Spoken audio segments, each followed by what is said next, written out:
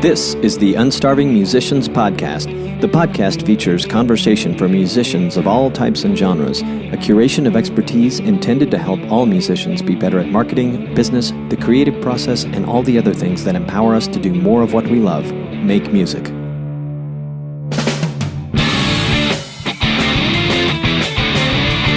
This episode is powered by the Unstarving Musician's Guide to Getting Paid Gigs, How to Get Booked and Paid What You're Worth Over and Over Again, written by Roberto R. Hernandez. That's me, yours truly.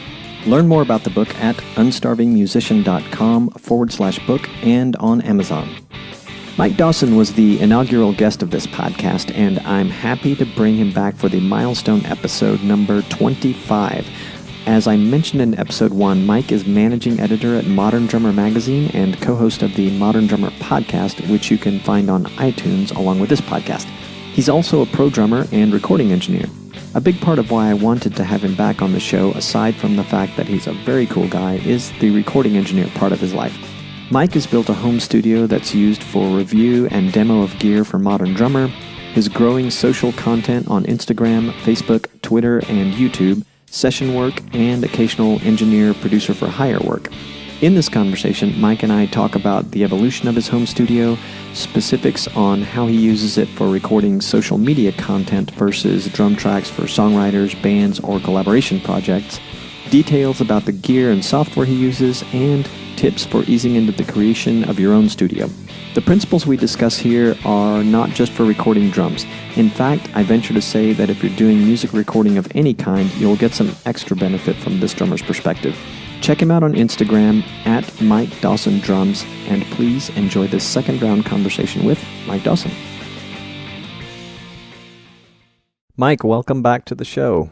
Glad to be here. Number, 25? Yes, it's going to be episode 25. It's a bit of a milestone for the Unstarving Musicians podcast, and I'd been thinking I should ask Dawson to come back since he was my first featured guest and just sort of celebrate it that way. Maybe you'll be in every 25 episodes if you'll put up with it. Who knows? Oh, man, I think I've run out of things to say.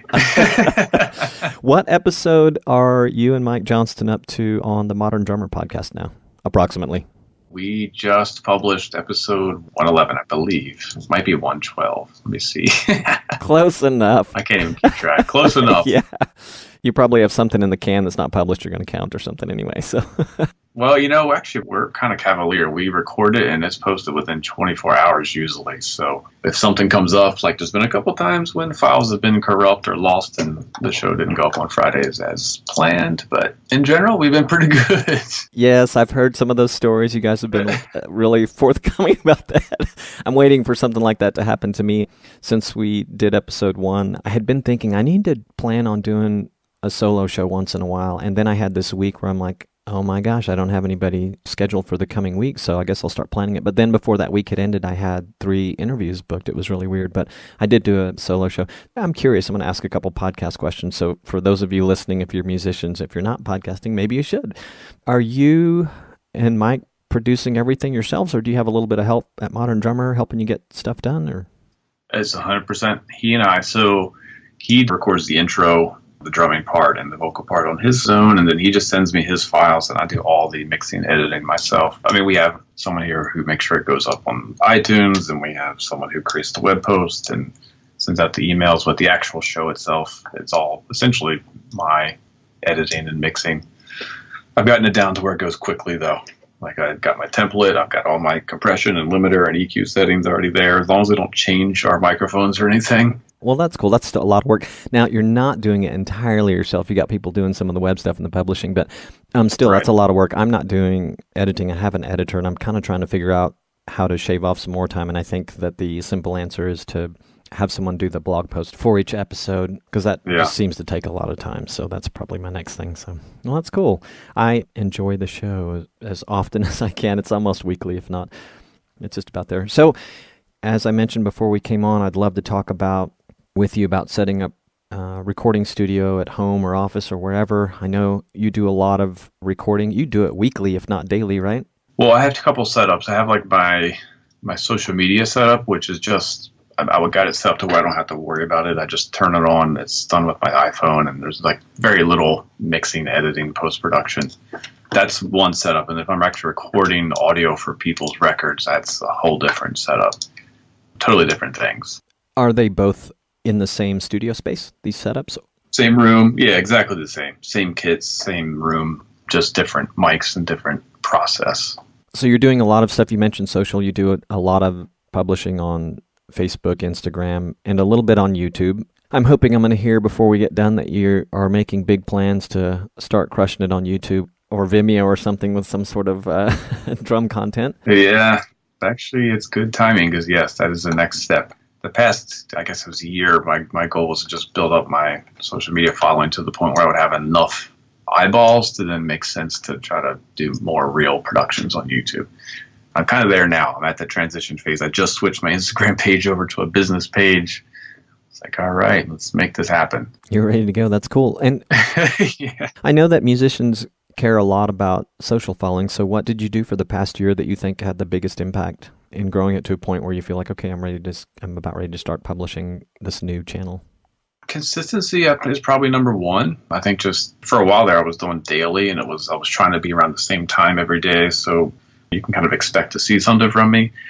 That I think was huge. And then just kind of doing what I do and not following other people's formats or trying to be trendy or whatever. I just do my thing, which is just playing essentially basic grooves and messing with the sonics with effects. And that's it. That's been my thing.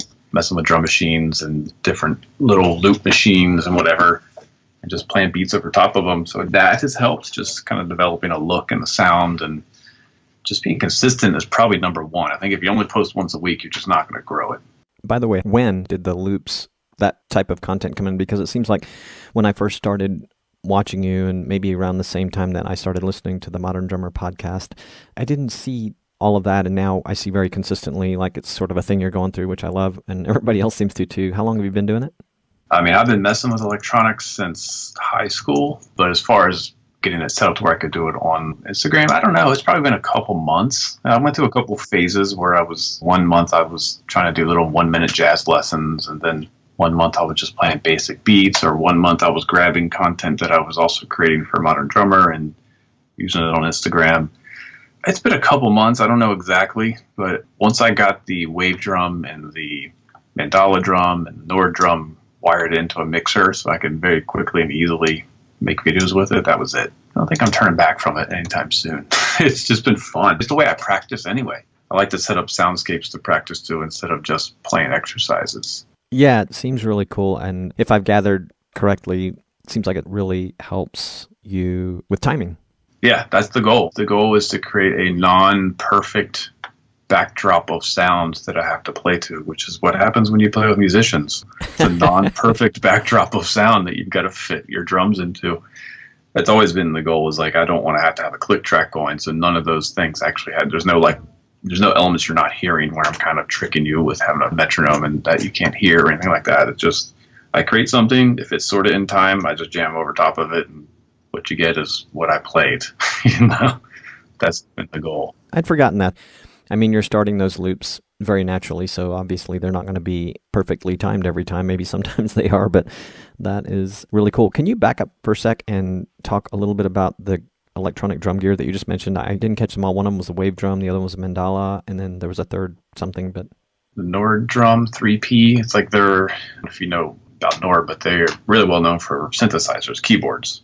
And they since have created a couple drum synth machines. And the most recent one is like a multi-pad. It's like a roll-in pad or something, but it has a synthesizer inside of it. There's no samples or anything like that. It creates its own sounds, which I like because you can kind of get sort of melodic and percussive and otherworldly. So it's not typical kind of sounds. It's been fun. So that's kind of a multi-pad that I wire in. The wave drum is really wild because it's essentially like it's an acoustic drum with electronic sounds blended in. Again, there's no samples. It's not like you hit a pad and it triggers something. It responds to your dynamics. So you can play it with brushes, you can play it with mallets, but it has like this layered of electronic synthesis. It's really neat. Is that the one that looks like, and I don't know if there are multiple pieces to the mandala, but is that the one we're talking about, the mandala drum now? No, the wave drum. The mandala is something different. The wave drum looks like a skinny snare drum. Or a practice pad, kind of? Yeah, it looks like a practice pad. Okay. That's really neat. Again, it kind of breaks me out of the box of like having to use real kind of sterile electronic sounds. And then the mandala drum is a totally alien instrument. That's the one that looks like more like a practice pad. It's a black rubber pad.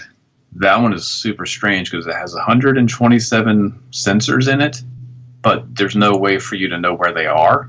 So you're just hitting them, and then it's just firing different things. You can control the pitch by where you hit the pad or how hard you hit it, or there's all kinds of just weird stuff. So that's another just experimental, like, let me make some stuff I've never heard before and I can never recreate. It's all just spur of the moment. Whatever comes out right now is what I'm doing. And if it sucks, I won't post it. If it's cool, I'll post it. That's just the way it goes. I'll be sure to put it in the show notes, but you're putting all of those grooves on both Facebook and Instagram, right? Yeah, for the most part. Instagram is kind of my main spot at the moment. It's just easiest for me to edit and post right there. Yeah. And then it links into Facebook and Twitter. What makes it easier there, by the way? Instagram to start there. I mean, I can see that you can post it to the other two channels very easily. Is cool.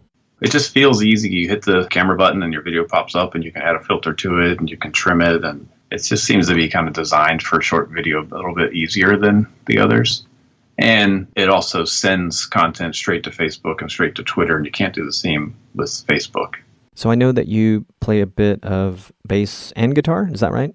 Yeah, I mean, very remedial. I'm still trying to figure it out. I feel like I'm in 5th grade learning drums all over again. Oh, because I was about to ask you, are you doing much with that? So, okay, you're kind of at an early stage. Yeah, I mean, I can just make bar chords on the guitar and not have to, like, place every finger each time. And I can play arpeggios on the bass without having to, like, figure out where all the notes are. I'm getting there. I would say I'm at, like, maybe a 7th grade level on those two instruments. If you started band at what grade? If you started band at 5th grade, I might be at like a 7th grade level. Like I understand, I know arpeggios, and I know them theory-wise because I studied all that stuff. So now I just have to figure out like how to play them, like where are the notes on the guitar.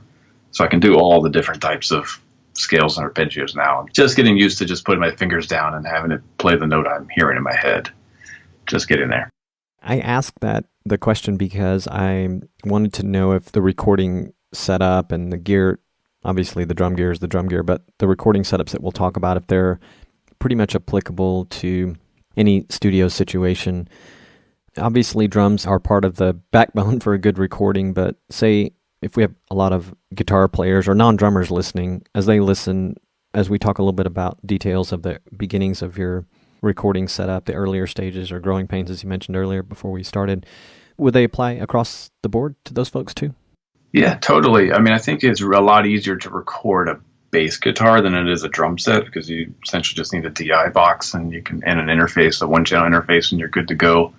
And guitar, there's a lot of great guitar software emulators that you can get nice sounds, but it's better to mic it up and amp, and then you get into engineering. But still, you're dealing with maybe 2 mics for a guitar. So in a way, drums are the most difficult, and from my experience, because you're dealing with, I mean, the minimal 3 at the maximum 16 microphones. And there's so many problems that can develop as soon as you start adding more microphones with all the phase cancellation and stuff. So yeah, I think learning how to engineer drum recordings, when I get a chance to record a guitar, it's like, oh man, finally, put a mic on it and let's go. You're talking about multiple mics. Are you doing anything regularly where you're just using a couple of mics on the drum kit? Because I was watching a video today on your channel, as a matter of fact, from Matt Chamberlain is featured on there, Apogee, I think. And they were doing a demo on recording with drums with 2 mics, a kick mic and an overhead, and kind of going into some great detail. But do you do that for some of the stuff that we see on Instagram? So I'll give you my Instagram setup. That is completely separate from my full studio rig where if I do tracks for someone's their album or something. So Instagram is just 2 microphones. There's a bass drum mic that's just outside the hole in the head. And then there's a room mic that's 3 or 4 feet in front of the kit, the center of the kit. And that's it.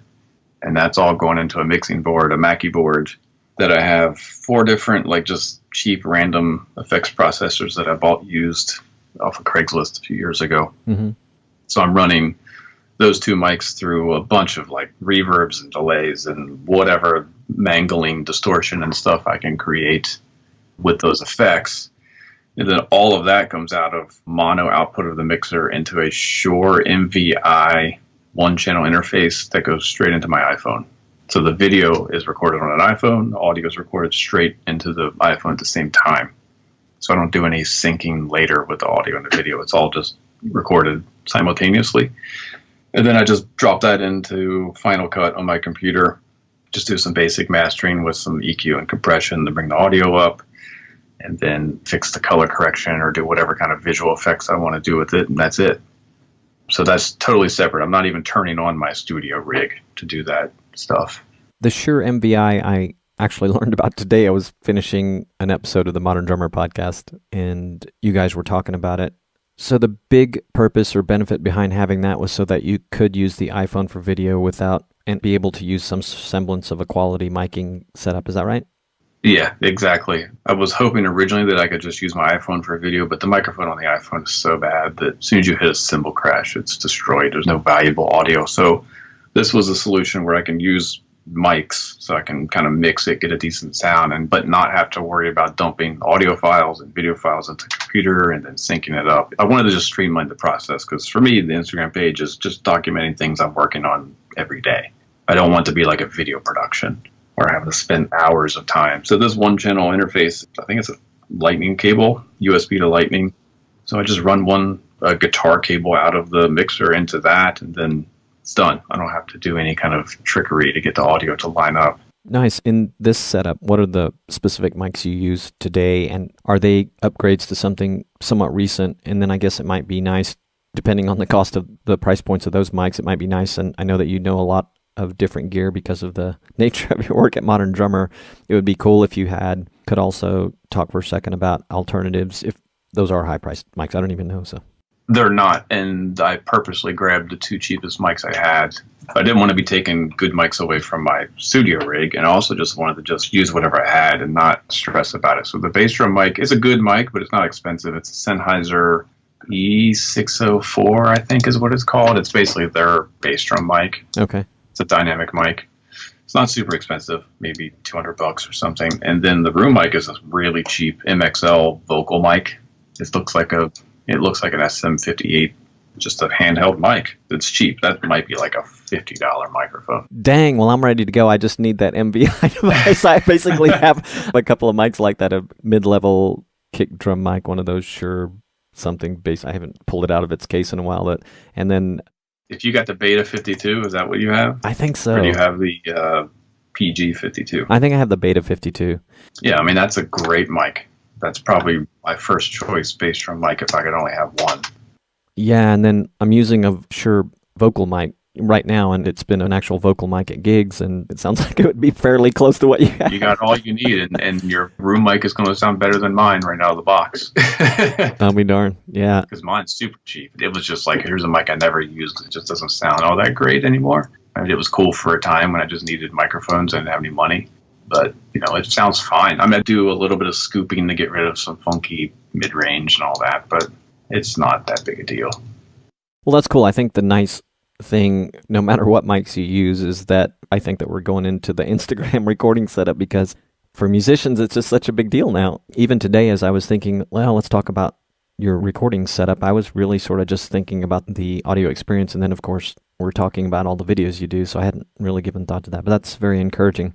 So let's move over to the studio setup that you have for doing more audio production, and talk a little bit about the one that's more for audio production purposes. And it would be awesome if we could touch on it in some fashion that maybe shed some light on both the beginnings of what that was and also like how people can sort of ease into it.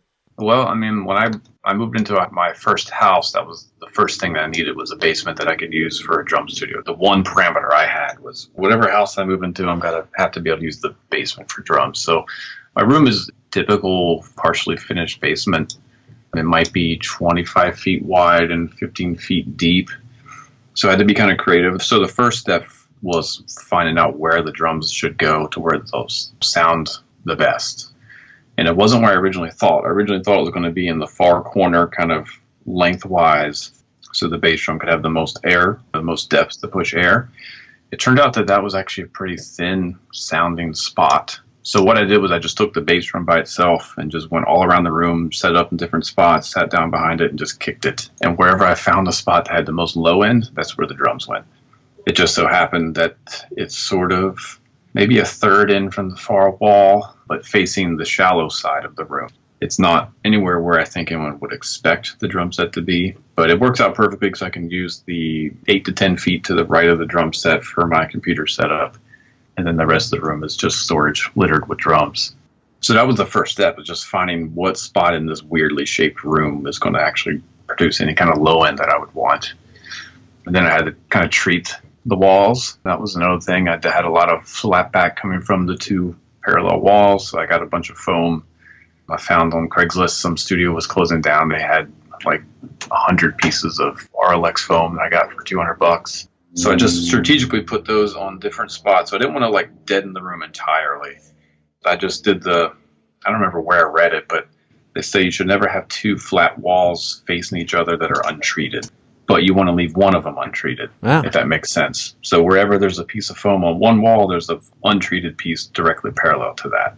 Interesting. So it kind of staggers the foam. So you're not just covering the whole room with foam. You're leaving like a checkerboard of treated and untreated. So that eliminated a lot of the flutter without making the room just completely dead. And then I put a bunch of foam over the kit to get rid of the standing flutter echo of the ceiling because it's a low ceiling. And then I found that putting drums all throughout the room was a great diffusing method because they're round, so the sound wave just bounce in all different directions rather than coming straight back at you. So that was kind of an indirect benefit of having a lot of drums but nowhere to put them except in the studio. So I've got drum kits basically all around the front side of the kit that just diffused the sound really well. So that was just the basic audio, make the room sound decent. I put a rug on the floor. So you know, talking about microphones? Yes, I guess so. But two questions. So what you started checking out the best location of the kit without doing a thing to the room, it sounds like. Yeah, that was the first step, is of where in this room should I put the drums? Because you can't really manufacture a low end. There's usually just one spot where the bass drum just sounds the biggest. Yeah, I think a lot of people, myself included, would start like, okay, how am I going to treat this room, and then bring a drum set in and figure out where it might sound good. So does that, if you're a guitar player or like an acoustic guitar player or a bass player or any other instrument player, is that going to be something that's a useful approach in the beginning as well? I would think so. Again, I think with bass, you don't have to worry about it unless you're going to be miking up your amp, which home studio recording, I think it's probably you're going to be just going direct most of the time. It doesn't matter. You can do it in any room in your house and silently. I envy all of you bass players for having that freedom.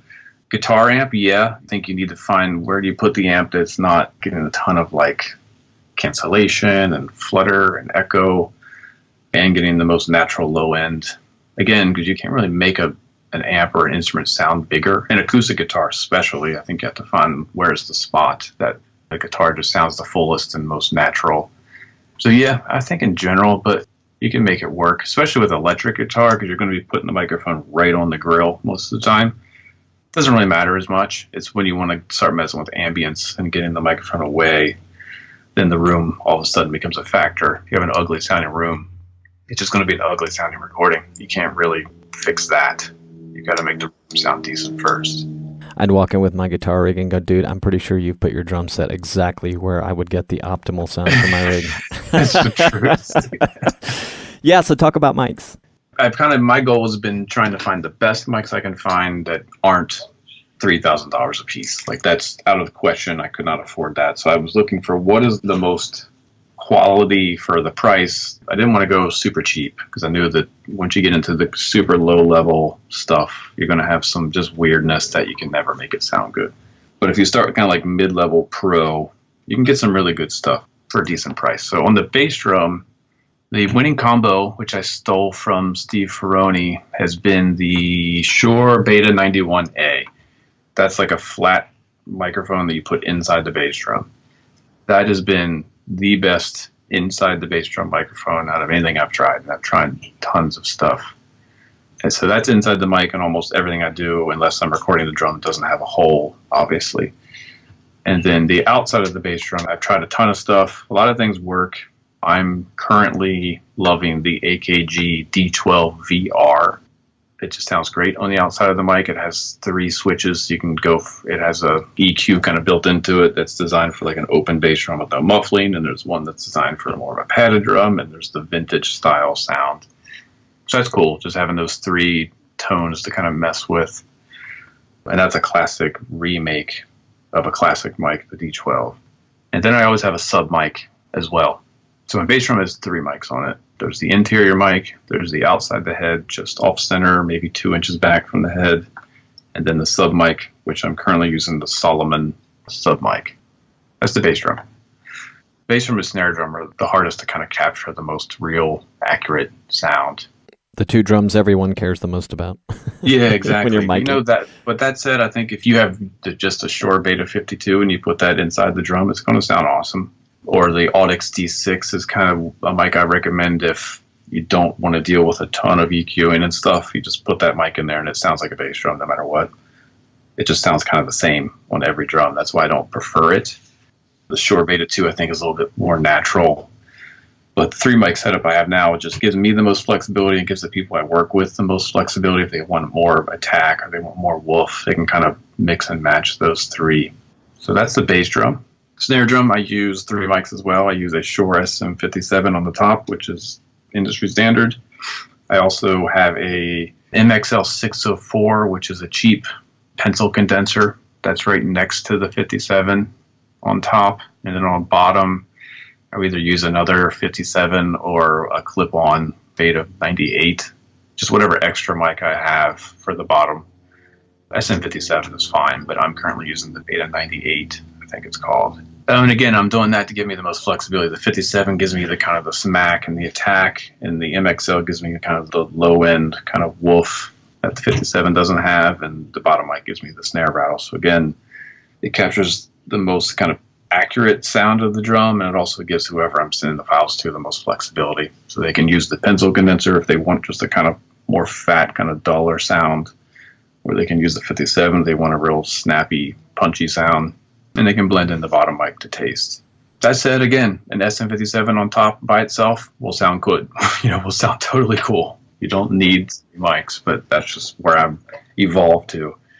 Toms, I love the clip-on Sennheiser E904s. They're just simple. Clip on to the hoop. You don't need an extra stand. They sound great. I have no complaints about those, and they're cheap. Hi-hat can be anything. SM57, SM7. I currently have Audio-Technica something pencil condenser. It's like their side address pencil condenser, so I can kind of set it at an angle that's not in the way. That's simple. Hi-hat, again, the microphone, most of the time I don't even use that mic channel in the mix because the hi-hat is in all the other channels. But I like to have it just in case. Overheads, I've been loving the Blue Hummingbird. It's like a small diaphragm condenser, but it's a little bit bigger than most. And it has a rotating capsule, so you can really get the angle. You can have a lot of flexibility with the angle without having to move the entire mic. And those just get a really normal, natural sound from the kit. Almost as well as if I use 2 large diaphragm condensers. Like it gets the full tom sound, you get some bass drum in there, it gets the full sound of the snare drum, but they're small, so you can really move them around a lot easier. And you're using 2 of those? 2 of those, yep. Blue Hummingbird. Again, they're not expensive mics. My second choice would be the Shure KSM32, which is Shure's kind of standard large diaphragm condenser. Those sound awesome. They're a lot more expensive. They're not up at like Neumann level prices or whatever, but they're probably like $900 a piece. Whereas the Blue Hummingbirds, I think, are $250. Yeah, it's a big difference. Big difference, and the Hummingbirds sound awesome, so I'm happy with them. So that's the basic miking, and then I also have a stereo condenser in the room, which is an Audio-Technica 4050 ST. That's in the back of the room, aimed at the wall. That's just capturing nothing but room ambience. It's a stereo mic, so it gives me 2 channels. They're perfectly in phase, so I don't have to worry about phase issues with that. And then I have a secret mic that's right over the bass drum, kind of where a cowbell would be mounted on the bass drum. Is this your Jimmy Page bass drum secret mic? Or? Yeah, that's my secret mic. I mean, I definitely stole it from Chad Blake and 100 other engineers who've used it, but that's just an SM57. It's equal distance between the rack tom and the floor tom and the snare drum, right over the bass drum shell. And that surprisingly gets a very accurate sound of the kit, as if you were recording what your ears hear. Wow. Pretty crazy. So I use that as kind of like I compress the heck out of it and get that's kind of my gives me an extra oomph to the recordings. Yeah, for those kids that are wondering why the heck I mentioned Jimmy Page is because he was allegedly pointing mics from far distances of the room at Bonzo's kick drum. So I thought maybe that was your secret source, but no, I stole it from Chad Blake. He's like my favorite mixer engineer. His drum sounds are always awesome. That mic is what really kind of brings everything together. I have a real problem with multi-mic in a drum set and having everything sound completely separate. Like the toms are in one spot and the cymbals are going extreme left and right. The hi-hat is over in left field. This mic kind of brings a little bit of center to everything. Are we talking about the secret mic still or the condenser? No, the one over the bass drum. That kind of ties everything together, so it kind of blends all the mics together so it doesn't feel like completely sterile and separated. It gives it more like a drum set kind of a sound. I guess if one were going to start, they clearly can go with one of the bass drum mics we mentioned, one of the snare mics we mentioned, maybe even one overhead. Is that right? You could, but you're just starting, I would say SM57 on the snare, Beta 52 inside the bass drum, and a pair of overheads.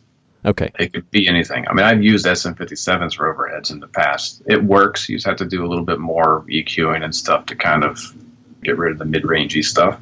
But it'll work fine. But the blue Hummingbirds are awesome, and you can get a pair of those for $500. You can get a 57 for like $80. The Beta 52 maybe is $200. So if you're starting out and you're on a budget, you would do those two overheads, the Hummingbirds, before you start putting clip-ons on the toms, yes? Totally. You got to think of how few times you actually hit the toms in a typical rock song or a pop song. Mm-hmm. Whereas you need something that's going to capture the whole kit. And those overheads will capture the whole drum set. You could just do those overheads at the bass drum mic. And as long as you play with good balance and you're not crushing the cymbals, it'll sound good. And then if you want the sweet sounds that Mike Dawson gives all of his people that he works with, you outfit it with all these mics. Yeah, it's extreme. I don't use them all the time, but they're always set up in case that's what I need to do.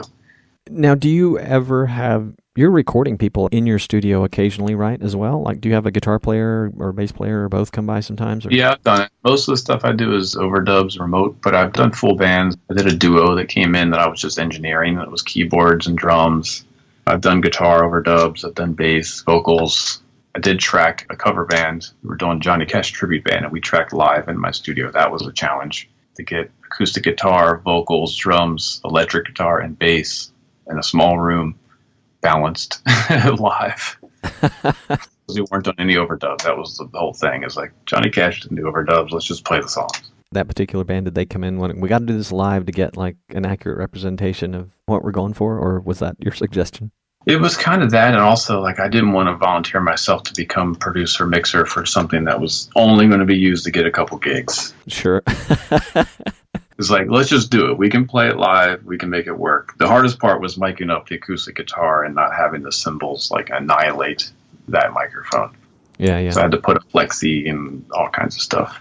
And what about the interfaces and your computer and software and all this stuff? When I first built my studio, it was all based on a laptop. It was a MacBook Pro from 2004 or 5, something like that. It was when they first got the dual Intel processors. That's when I dove into it. So I used that for a long time with my recording software. I started out with GarageBand because it just came with the laptop. I quickly realized that was limited. It was good to learn on, but it had a lot of limitations. So then I got Ableton Live, which I went that route because it was a program that I was just familiar with from college, messing around with it. My interface at the time was an M-Audio Profire 2626 8-channel interface. And then I bought an M-Audio Octane, which had 8 mic pre's. So I was able to record 16 tracks with that setup. Is there any reason, both feasible and financial, that anyone would use that interface today? Because you were using it in like maybe 2006, did you say, 7? Up until last year, I used it. It worked great. It got awesome sounds, became outdated. Like once M-Audio, I think, got purchased by another company, they stopped updating it, and all the new operating systems were not compatible with it anymore. And it's FireWire based. So when I got a new computer and they don't have FireWire ports anymore, I had to upgrade the whole thing. But it sounded awesome for a long time. I really learned how to engineer with that system, and it sounded clean. It sounded fine. No one really complained about my mic pre's not being $1,000 mic pre's. I had 16 mic pre's, and that setup cost me $1,200. So I had 16 channels for the price of what you would pay for one Neve or API mic pre. And it sounded fine. Now, I didn't really notice its deficiencies until I upgraded to what I currently have, which is the Universal Audio Apollo 8P and a new iMac. And I'm using Logic.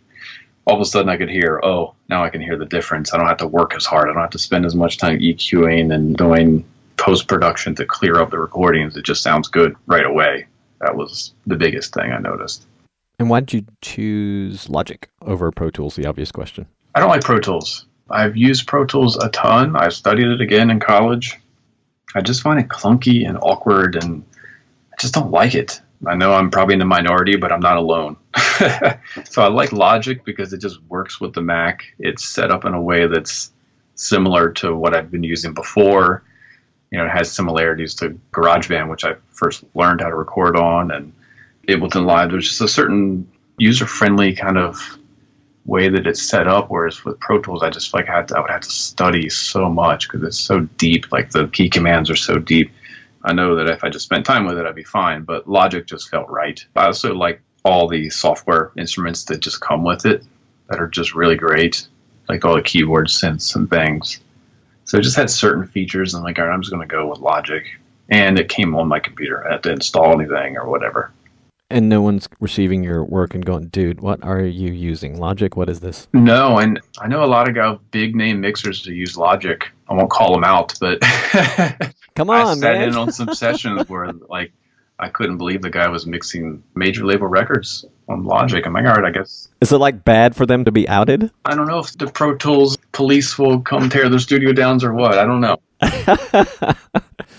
Well, here's the thing. I mean, what I hear is like Pro Tools has been labeled the industry standard. So yeah. I suppose if you're outside of that, people are like, you suddenly have some question mark.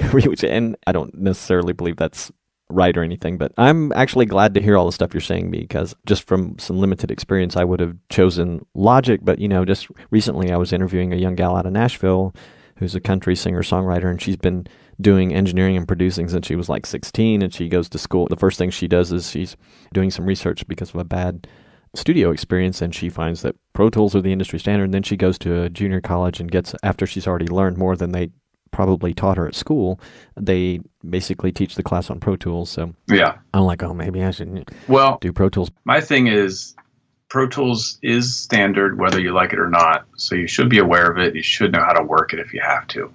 But that doesn't mean I have to like it. And the number of times that someone has sent me an actual session file to record onto twice in 15 years, it's just like, here's a WAV file of the track and the click track. You just record your drums, and I don't care how you do it. If you do it with a Porta Studio or if you do it with Pro Tools, whatever you've got, a Victrola, just send me back the drums. Now, I think if I lived in LA and I was going to other people's studios and bringing hard drives and guys were bringing me hard drives, then I would have to be probably Pro Tools ready. But that's not the case. I'm getting stuff sent to me via the internet, so they're not. And you're in New York. Yeah, and I'm not getting Pro Tools sessions. You know, no one is saying use Pro Tools. They just aren't. Not in my world. But I did spend a lot of time learning it. I did have it on my old setup just in case I needed it. I just don't need it. Logic does everything I need, and it does some other things a lot better. Like I said, I think the effects that it comes with are better. I think the editing is easier and quicker, and just it feels more drummer friendly in my experience. Well, that's good. So, and then you upgraded your computer recently. Yeah, I just got like the best iMac I could get. I didn't want to go full on Mac Pro because I still wanted to keep it within a budget. Again, if I knew once I went past a certain threshold for budget, it would never pay for itself. I'd be recording tracks for the next 10 years before I had paid off my system. So I just went with the best iMac I could get, which was only a couple $1,000. As far as your system paying for itself, you do session work often. Like you said, you're trading files over the internet. You're submitting session work for guys that ask for you. Yep. or heard about you or whatever. And then you're occasionally doing either demos or doing some producing stuff. Is that right? It's all been just word of mouth, friends, producer, former band members who become producers, all that kind of stuff. There's only been a few things that, when I first started, I was trying to get anything I could get. So I put stuff up on like Craigslist or whatever. And I did get a few of those. Like, here's a guitarist who he had all these songs recorded, but the drums were like a really bad drum machine track. So I just replaced that for him and charged him a simple rate for that. But almost everything is friends who recommend me to other artists or other people to just put drums on. Because drums are the hardest thing to record. You can do almost everything on your own except for drum tracking, unless you are set up to do it. Yeah, and they probably love you because you're a drummer and you got all this recording gear and you're into the whole engineering facet of it. So it's just as easy to pay me a little bit of money and just get the tracks back than to set up a whole day where you have to put up all the mics and deal with all the funkiness of the room. If you're not used to doing that, a drum session's a pain in the butt. I mean, just wiring up 16 microphones and getting them all in phase, forget about it. And some guy maybe walks in with his kit and won't use the kit that the guy already knows sounds good. Yeah, exactly. Then you're dealing with like the art of playing drums in the studio is not something you can just like come in cold. Yeah, I have done that. It's been a long time, but on one occasion, a friend was working for, I don't even know if they're around anymore. It was a gigantic studio, Dallas Sound Labs, and he was one of the production engineers, and he'd done work with a lot of name people, so he was just great for me and experience to go in there. I had a nice kid at the time, a very nice kid, so that was all cool, but he'd worked with enough people and knew my limitations, and he made it really easy for me. So, and in fact, that track, for those of you who have not listened to the audio version of my book on the podcast, the Unstarving Musician's Guide podcast, the intro track for that is the one I'm referring to. Nice. And it was done a long time ago, yeah. The one for this podcast was the demo done at my home in San Jose on Logic and some bare bones mics, but I can tell a difference. Even there's way over 15 years difference in the time and the technology that those were recorded, but I can hear a big difference in just the amount of gear that we had available to us when we did that first demo. So, anyway, so what is the most commonly used? Is there a commonly used repository or file sharing? And there's so many now, but is there something that's really commonly used for these large files when you're sending stuff to people, or are you guys just using Dropbox or something like that? Dropbox is always an option, but WeTransfer, even just the free version, has been fine. Unless I'm sending like 4 or 5 takes of something, I can give 16, 48 sample rate, 48K, 24-bit recordings. So those are big. Each microphone channel is probably 30 megabytes or something. I think you can send up to 1 gigabyte via WeTransfer for free. So WeTransfer? Yeah, WeTransfer.com, just the free version. I've had no need to upgrade. If I have to send more than that, I just send it with 2 or 3 different emails. It's been awesome. You can do up to 2 gigabytes on WeTransfer. For me, that's been plenty. That's good to know. I actually upgraded my Dropbox account. I had a free one, but because of this podcast, and it's largely just because I'm so paranoid about losing the archive of files, so I have it in multiple places now, but can I trust Libsyn, my service provider, to never... Yeah. I probably have 2 backups. I have so many external hard drives, duplicates of everything. Yeah, I know I need more than one. The last one I had actually crashed on me, and it's like, well, okay, I'll start keeping things in 2 or 3 places from now on. Well, that's very cool. So we walked through the evolution of that, and so that laptop that we talked about at the very beginning, I bought that in 2004. Is that the one you just replaced? Yeah, I just replaced it this past year. It got to the point where I could only have it on for like 45 minutes before it would start to overheat. But I just didn't want to upgrade because I knew as soon as I got a new computer, that meant I needed to get new interfaces and new software and everything. I just held out as long as I could. It wasn't until the second battery nearly exploded that I was like, okay, this thing needs to go. Like, it got to the point where the battery was swelling and causing the keyboard to not work anymore. And that happened twice. So the second time, I'm like, okay, it's time to make the move. I got a solid dozen years out of that laptop. And it was great. It was a struggle. And as I saw all the new software coming out and all these new tools that I couldn't use because I had an old machine, it was frustrating, but at the same time, I was like, "But I'm just honing my ears and my ability to engineer even better because I don't have all these tools to make it easier for myself. I'm still working with the technology that I started with, and I learned it all comes down to tuning and mic placement more than anything else. I mean, I think if I would have had the Apollo rig I have now from the very beginning, I never would have learned how to really engineer because everything sounds pretty good right away. Mm-hmm. I think I was listening again to the Modern Drummer podcast, or I was speaking to one of my guests about the Apollo gear, probably the same setup you have, but what's the cost of that device? The 8P, which has 8 mic pre's, that's a $3,000 interface. It's not cheap. And I got 2 of them because I'm doing 16 channels. So I kind of went full on with my upgrade, but I felt like the work was demanding it now that I'm just doing more work. But that's like their high-end stuff. It sounds awesome. I've heard great things about it. So what would be your go-to recommendation for somebody who's just starting to build their... There's so many. I just reviewed the Focusrite Sapphire. I think it's the 18i20. Yes, Focusrite Sapphire 18i20. It's an 8-channel interface. It sounded great. And their control software is really easy to learn. And you can expand that with the Octopre, which is only $300. So the 18i20 is $500. That gives you 8 mic pre's. And then if you get the Octopre add-on, that's another 8 channels, and that's only $300. So for $800, you can get 16 channels that all sound really good.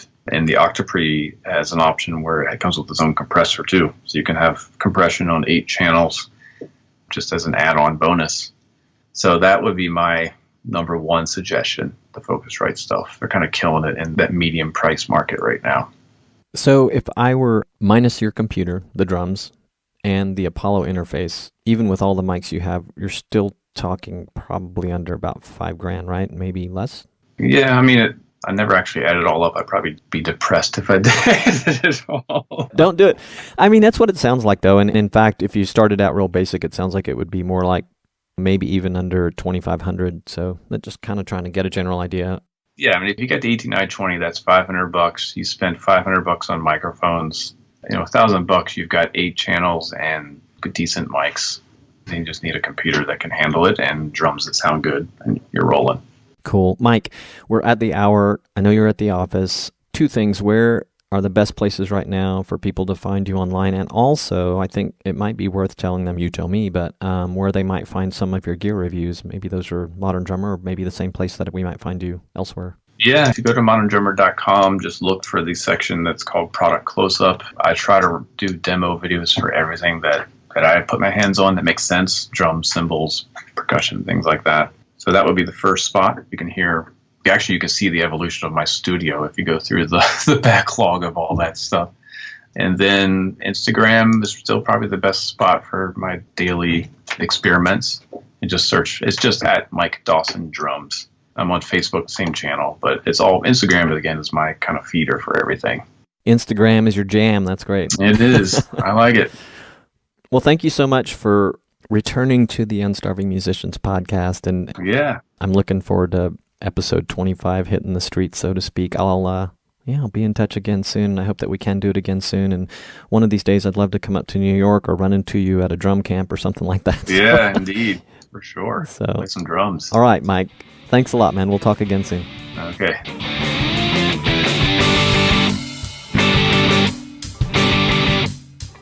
Hey, this is Robonzo. Thanks so much for listening.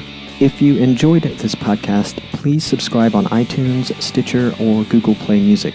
If you liked this podcast, please leave a review. This episode was sponsored by the Unstarving Musician's Guide to Getting Paid Gigs. How to get booked and paid what you're worth over and over again. Available on Amazon and in audio format as the Unstarving Musician's Guide podcast. You can also learn more about the book and companion podcast at unstarvingmusician.com/book. Are you a gigging musician, recording artist, songwriter, or touring professional, perhaps struggling to get your music out to the world? Struggling to get the gigs you want? Pop over to unstarvingmusician.com and sign up for my email list. I'll send you occasional emails about upcoming episodes, expert tips and advice, music, musician resources, and anything else I come across that might make your journey better and brighter. The Unstarving Musicians podcast is edited by Juan Perez. Are you a podcaster? Would you like 20% off on editing of your first 4 episodes? Visit the show notes for this episode for a link to Juan's freelance profile or unstarvingmusician.com/resources and mention you heard about this offer through the Unstarving Musicians podcast. With much gratitude, peace, love, and more cowbell.